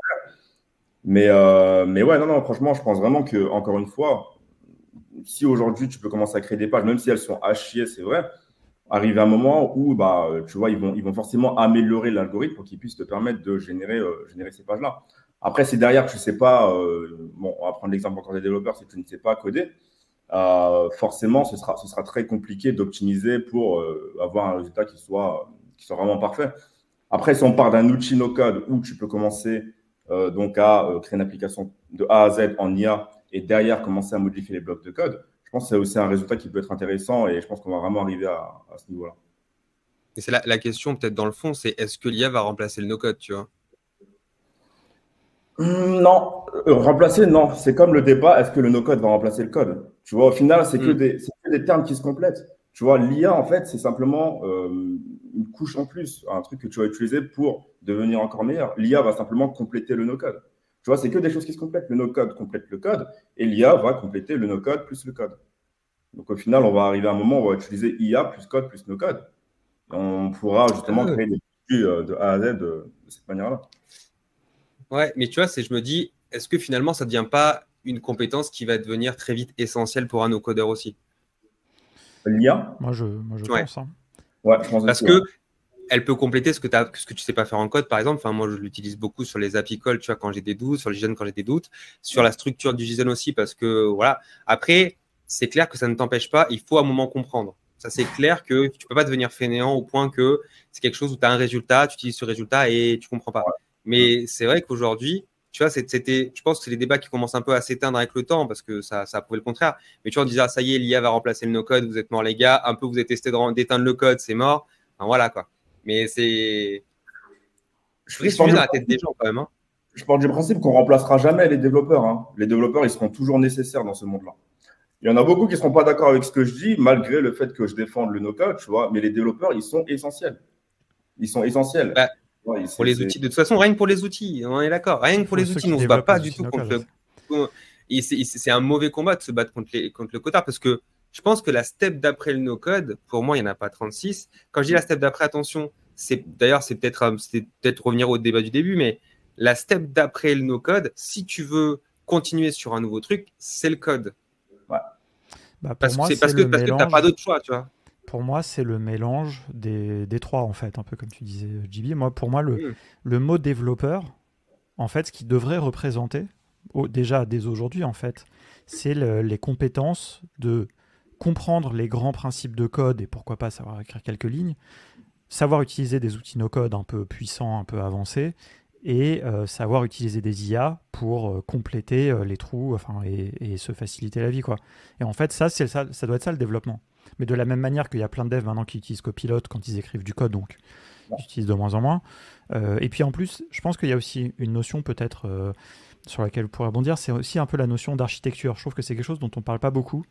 Alors peut-être Thibaut, ça te parlera moins parce qu'il y a le côté très monolithique de Bubble et tu fais tout, justement, tu te sens bien là-dedans. Et ça, je trouve que c'est un peu dommage, en général, pas pour Bubble, mais parce que peut y avoir le back en no-code, le front en code, ou le front généré par IA, ou le back en serverless, des lambda fonctions. Il y a plein de choses, enfin, c'est pas pour sortir plein de termes techniques, mais il y a plein de manières de faire les choses maintenant aussi qui peuvent être très faciles. Dans certains contextes, Airtable peut faire un très bon back-end, quoi. Enfin, très simple. Et puis, le front, ça peut être juste quelque chose, une page générée par de l'IA, quoi. Après, il y a des notions de sécurité, de ne pas exposer les clés, bon, bref, il y a plein de choses qui rentrent là-dedans. Mais je trouve que ça, c'est un truc aussi qu'il faut voir, le côté un peu modulaire. Bon, on parle depuis longtemps chez Contournement, mais. Et là-dedans, encore une fois, rendre ce truc de.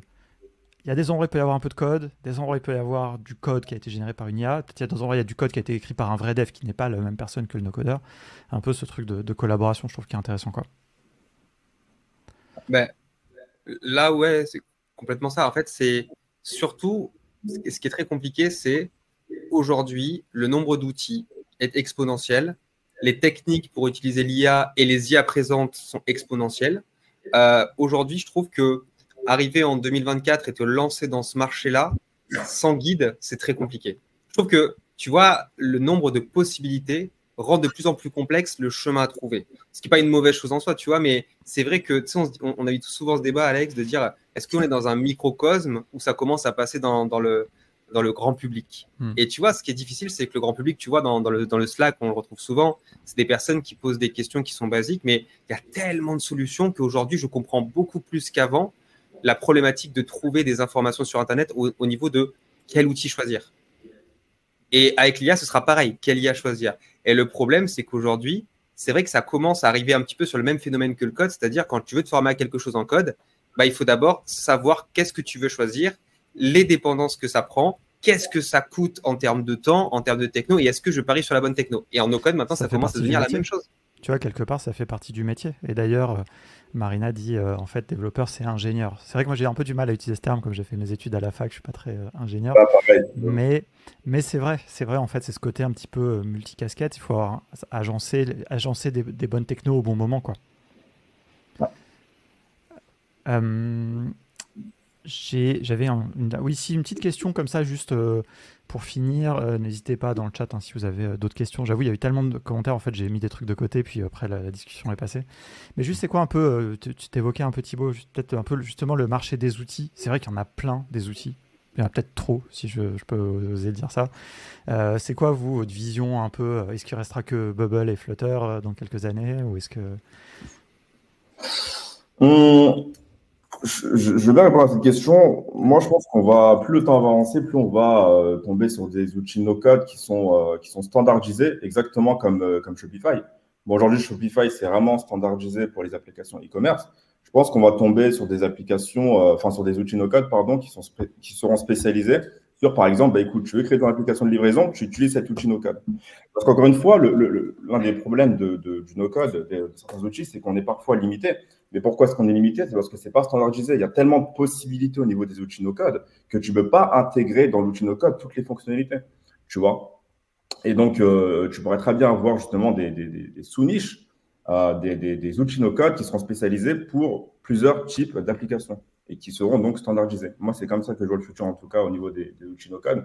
Aujourd'hui, tu as des outils comme Flutterflow et Bubble qui ont pris absolument tout le marché. Mais pour chaque type de marché de ce genre, en fait, tu commences à avoir des sous-niches au fur et à mesure du temps. Donc, c'est comme ça que je vois les choses.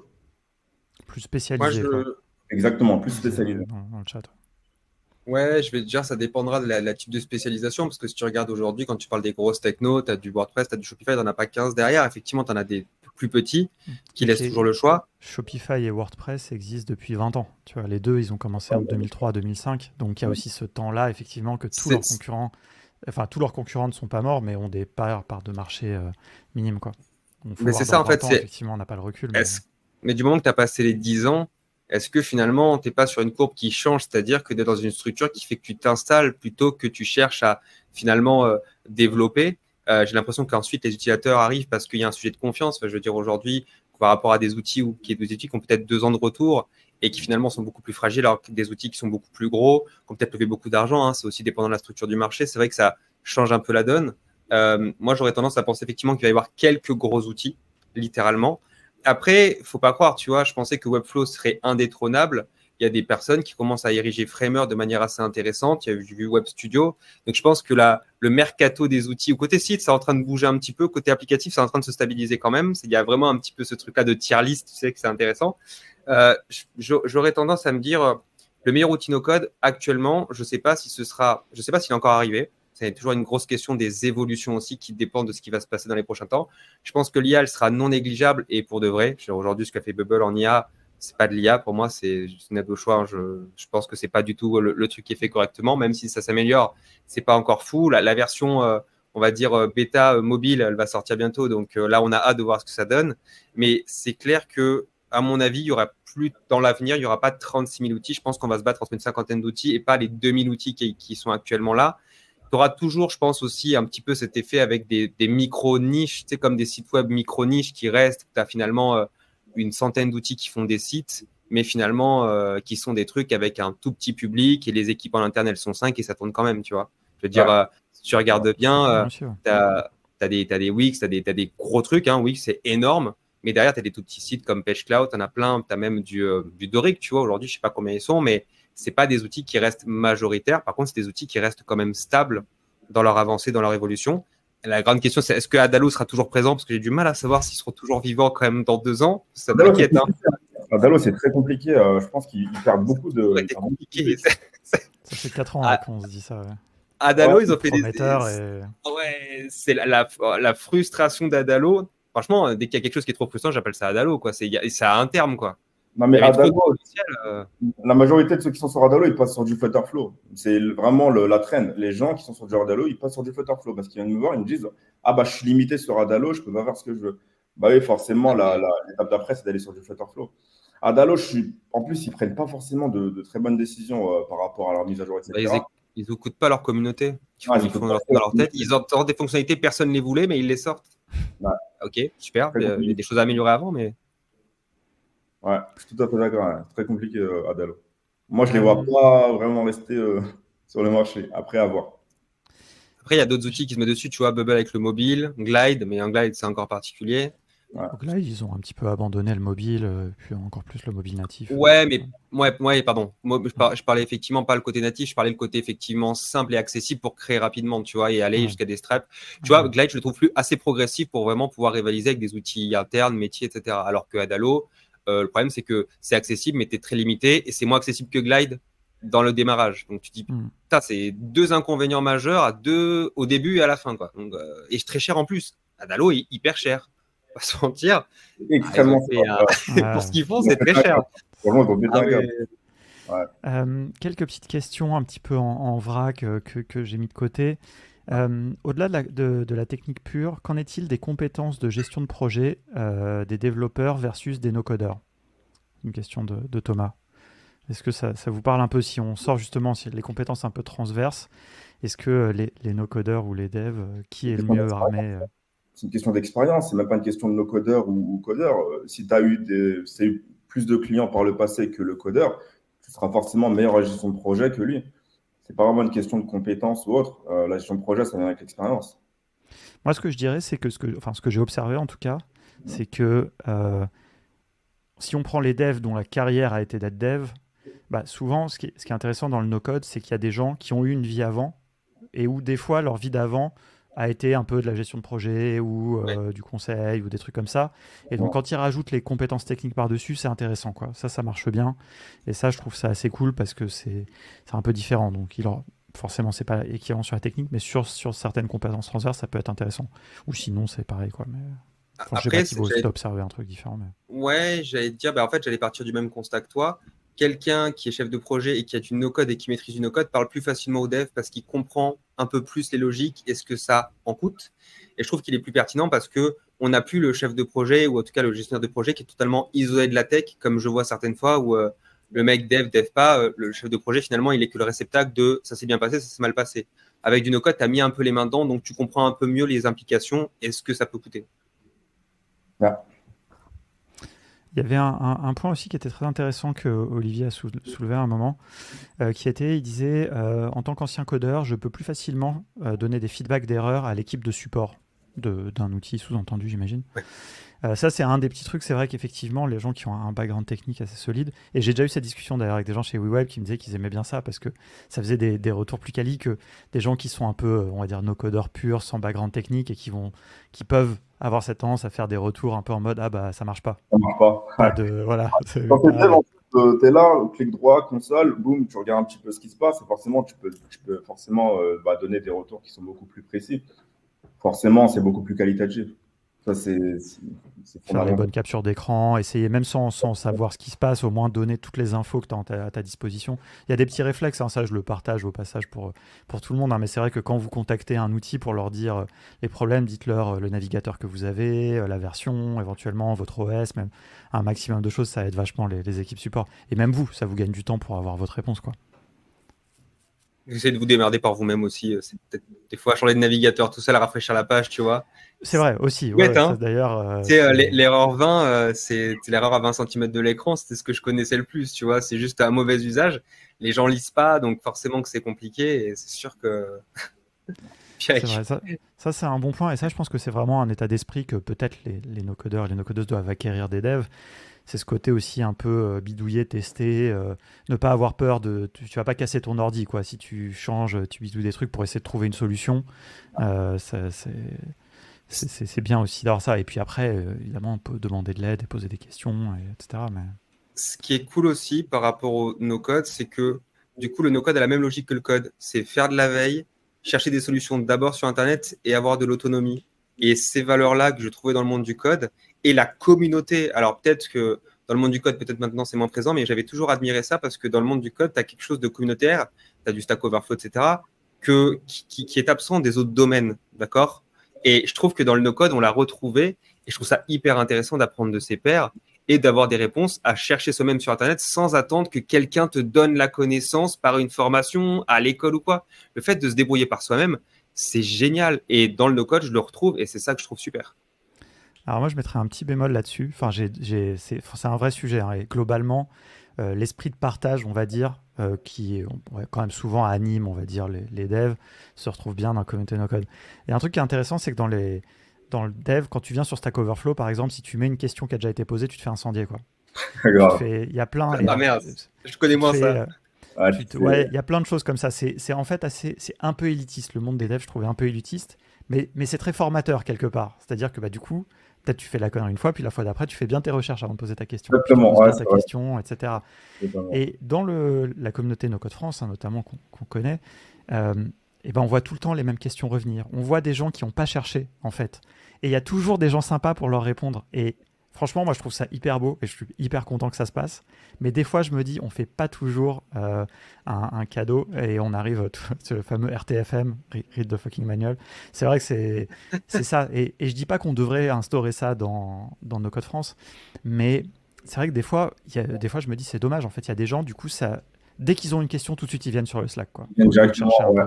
Mais c'est un comportement que j'ai observé aussi chez les no-codeurs. Ils font pas autant de recherches que les développeurs. Franchement, c'est vrai que je reçois beaucoup de réponses qui sont redondantes. Par exemple, beaucoup de questions par exemple, qui sont redondantes. On va me poser une question, en une recherche sur Google, je vais trouver la réponse. Ce qui prouve en fait que forcément, il n'y a pas eu assez de recherche derrière. Et comme l'a dit Alex, en fait, quand tu es développeur, franchement, tu poses une question sur Stack Overflow, s'il y a déjà un ticket qui a été ouvert par rapport à ça, tu te fais incendier, on te dit, écoute, le ticket, il est là. Tu vois, donc, c'est vraiment différent, je trouve. Ouais. Ou alors, sinon, il y a un autre truc qu'a mis Marina, que j'aime beaucoup, c'est l'acronyme Let me Google this for you. En fait, il y a un petit lien que tu peux mettre, et quand les gens cliquent dessus, ça fait une petite animation, ça les amène sur Google, ça tape le truc de recherche, et ça les amène sur la page. En mode, c'est vrai que des fois, au lieu de poser la question, tu poses la question dans Google, tu as ta réponse, quoi. Après, c'est aussi un truc, quand je forme des gens qui sont dans des métiers installés depuis 10 ans, 15 ans, ou qui potentiellement des fois sortent de grandes études, les gens n'ont pas l'habitude, et c'est vraiment une majorité, et c'est bizarre parce que des fois, toi, tu penses que c'est vraiment évident.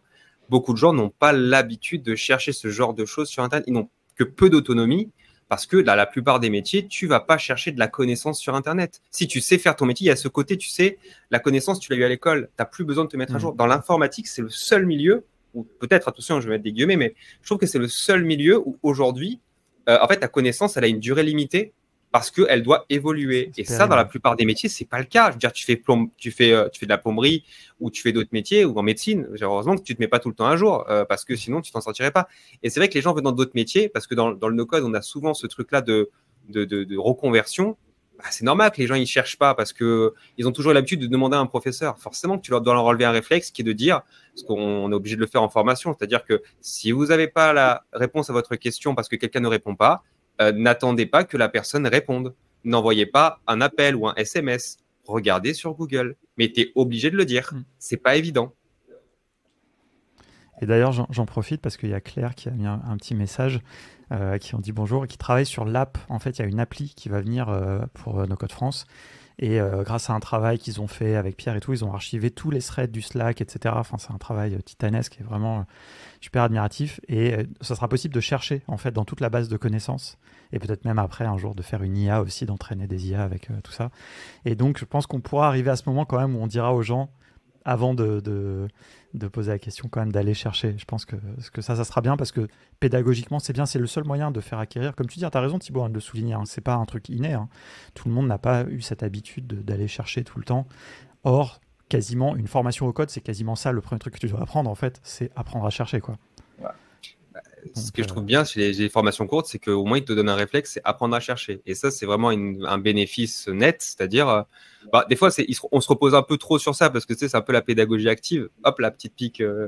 Mais c'est exactement ça. C'est qu'au bout d'un moment, il y a beaucoup de choses sur Internet, quasiment tout. Après, attention, un tuto n'est pas une formation. Ça reste toujours un sujet. C'est pas parce que tu as tout sur un buffet que forcément, tu peux te servir n'importe comment et tu auras les bons résultats. Mais c'est vrai qu'aujourd'hui, du moment que tu as la bonne direction, même l'IA et Google vont vraiment t'aider à compléter ton apprentissage, quoi. Je connais aucun no-codeur de toute façon qui, au bout d'une formation, s'arrête en disant ça y est, je connais tout, je peux arrêter de me former, je peux arrêter de regarder sur Internet. A priori, même dans la plomberie, les normes changent et il faut se tenir à jour. En plus, mais bon, réparer un tuyau en général, ça reste quand même de la même façon, je pense. Il y a des compétences de base, mais après, tu dois toujours apprendre, effectivement, mais bon. Je pense. Un bon réflexe dans tous les métiers alors. Plus ou moins, mais c'est peut-être plus ou moins quoi. Après, c'est vrai que dans l'informatique, c'est quand même un peu constant quoi. En tout cas, dans la création d'applis, etc. Mais c'est ça aussi. Je pense que ça doit être une partie du plaisir. Quelque part, si les gens qui aiment pas ça, qui aiment pas cette petite frustration d'être bloqué, puis cette petite victoire de trouver la solution, il faut pas faire ce métier quoi. Il faut aimer apprendre. En vrai, il faut aimer apprendre. Et je pense que c'est positif. Et d'ailleurs, je trouve que sur YouTube, maintenant, aujourd'hui, tu as même des tutos sur les trucs tout bêtes de la vie. Mais il faut aimer apprendre. Et je trouve que la curiosité, c'est un truc qu'on perdait un peu. Je trouve que c'est hyper important. Aujourd'hui, pour moi, le meilleur des no-codeurs, il est surtout curieux, en fait. Mais c'est pour ça, justement, que tu vois que certains no-codeurs partent sur du code parce qu'ils sont très curieux. Ils disent, écoute, voilà, je sais faire du no-code, mais en fait, je suis tellement curieux que j'ai envie de savoir ce qui se passe derrière. Savoir ce qui se passe en arrière-plan, savoir ce qui se passe en back-end. J'ai envie d'apprendre à coder. Tu vois, et je pense que Victor, par exemple, c'est une personne très curieuse qui veut. Ouais, là, dans ce sens-là, ouais. Je suis d'accord avec toi, ouais. Ouais, donc tu vois, et la curiosité, c'est extrêmement important. On te donne une documentation, par exemple, pour utiliser, je sais pas, une API ou autre, tu vas devoir chercher et tu vas devoir te débrouiller. Donc, mais sur ça, c'est clair. Ouais. Il y a beaucoup de débats dans le chat. Est-ce que les médecins aussi se tiennent à jour ou pas? Un peu a priori, ce qui est pas mal. Écoutez, c'était super intéressant. Merci beaucoup pour tout ça. Franchement, je pense qu'on a bien quadrillé un peu ce sujet. C'était cool, franchement, d'avoir différentes perspectives, d'avoir vraiment... je pense que de toute façon, on va continuer à parler de tout ça, mais on est à un point, je trouve, qui est intéressant avec ce sujet de l'IA aussi. C'est-à-dire qu'on n'est pas juste à un moment où c'est apprends à coder et puis c'est tout. C'est maintenant, il peut y avoir un moyen un peu plus simple d'apprendre à coder, enfin une petite béquille qui peut être l'IA, qui peuvent être aussi certains outils no-code qui aident. Et puis comme ça, un peu toutes ces compétences, je pense que là, on a pas mal couvert le truc. Est-ce que, je sais pas, vous avez un petit mot de la fin? Je n'ai pas préparé de conclusion, donc on va faire ça comme ça. Moi, c'était le petit point peut-être pour ajouter, c'est que il ne faut pas se dire qu'il faut savoir coder pour toucher au no-code et qu'on aura un plafond de verre qui va nous limiter. Ça fait 5 ans que je fais du Bubble, même 6 ans à haut niveau, et aujourd'hui, je n'ai pas ressenti ce besoin. Je pense que les apprentissages viennent au fur et à mesure de l'usage et ce n'est pas forcément quelque chose qui va totalement vous bloquer. Par contre, effectivement, il ne faut pas se croire invincible parce que justement, on a fait du no-code et qu'on sait tout développer. Je pense qu'il y a toujours de la recherche à faire sur Internet et surtout, en fait, t'as beau avoir des trucs, t'as beau trouver des trucs sur Internet et les appliquer, il faut les comprendre. Et au bout d'un moment, je pense que la responsabilité d'un no-codeur, surtout s'il fait, quand c'est son propre produit, c'est un petit peu autre chose, mais quand tu fais de la presta, tu peux pas aller faire quelque chose qui te dépasse tant au point de vue performance et sécurité que juste au point de vue développement. Et je pense que pour donner une belle image du no-code, ou en tout cas que c'est quelque chose qui reste pérenne dans le temps, c'est on se responsabilise. Apprendre un outil no-code, c'est profond, c'est complet.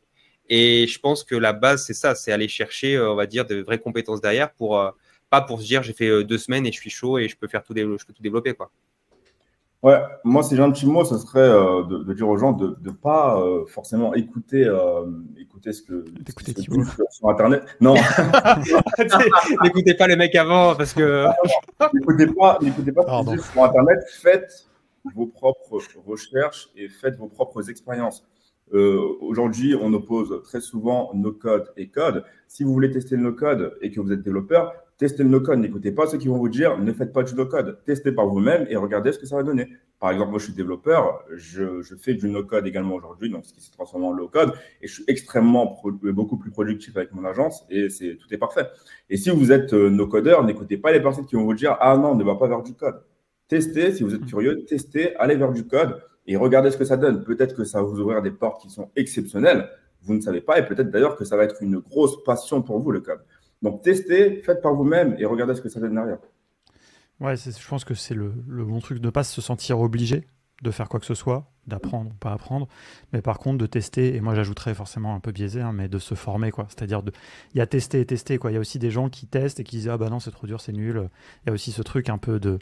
Je pense que là, on l'a quand même dit pas mal de fois, il y a un petit peu des compétences, des petites choses à acquérir, que l'on veuille avoir une approche full code ou full no code. De toute façon, ça change rien. Il y a un socle un peu de base, de comprendre certains fonctionnements, quelque part, j'ai envie de dire, du monde moderne numérique, quoi. Enfin, de comment ça fonctionne Internet.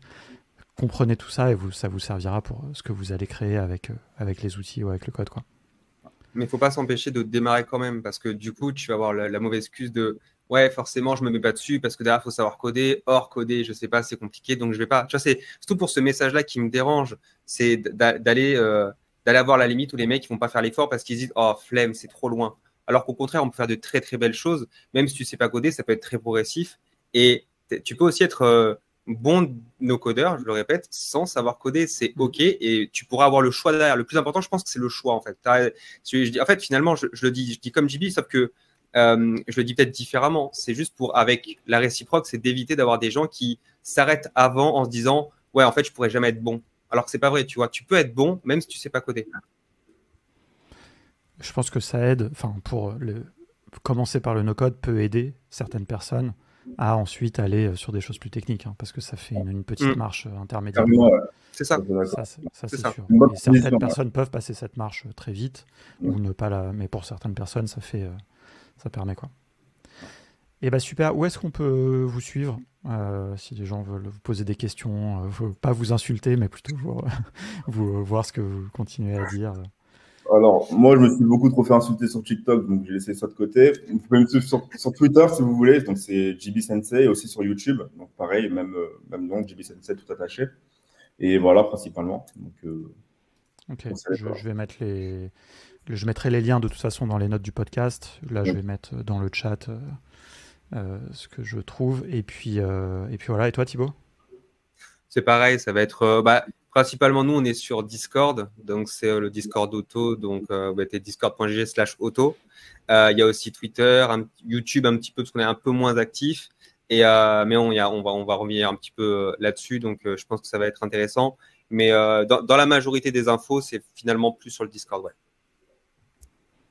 Ok, oui, effectivement, on dit Twitter, mais bon, ça s'appelle X maintenant. Je sais pas pourquoi. Moi, j'arrive pas, hein, mais bon, bref. Ouais, moi non plus.